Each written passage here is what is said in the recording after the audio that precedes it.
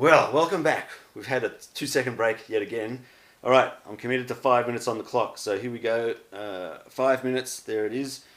Last time we were talking about the ratios for the f-stops.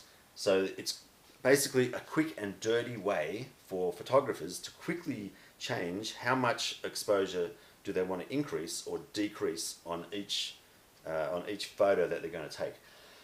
You can do a couple of things. So the f-stops, you can change that. So you can open the aperture or make the aperture smaller to change the exposure value, so how much light is coming in and hitting the sensor or the film. That's one way. You can change the shutter speed, so you can make the shutter speed quicker or slower. That'll change the exposure value and all the light hitting the sensor as well. And I'll get to why this is so set up in this way. The other way to do it is to change the ISO. So you have kind of three major combinations or three things you can change to affect the exposure. The other way is to use that exposure value dial setting, which basically then changes. And I don't know exactly, this is interesting because I don't know exactly what it's changing there, but it's either changing the sensor ISO value, but that's normally fixed by yourself, you don't normally change that, or it's going to change the shutter, but again you choose that, the aperture, and again you choose that. So I don't think it's doing any of those things, it's doing something else. So what I think it's doing is it's using the electronics to actually adjust the way that the electrons and the photons are hitting the sensor or the film, and then electronically controlling how much light gets in and hits that light sensor. So I will find out more about that. That's really interesting.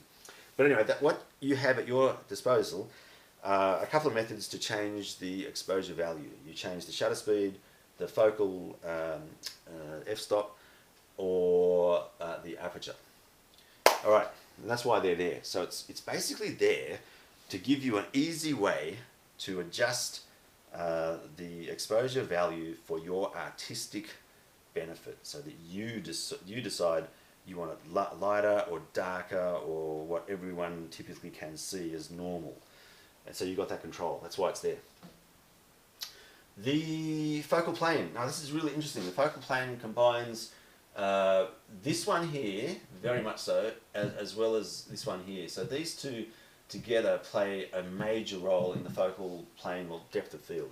So what we've got, say for example we've got a tree and we've got, this is my idea of some boulders, and then we might have someone who we want to get a photo of there.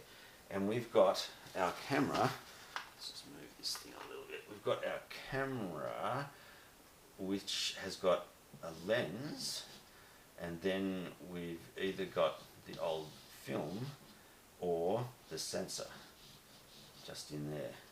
Now remember we talked about the focal length of the lens. If that's a 50mm lens, then that means it's 50 millimeters between the back of the lens and the surface of the sensor. Alright, that's 50 millimeters in there. Now, with a 50mm lens, what happens is the light is basically coming in.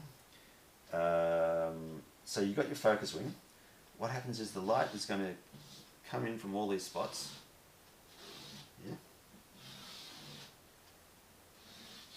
It's going to hit the surface of the lens.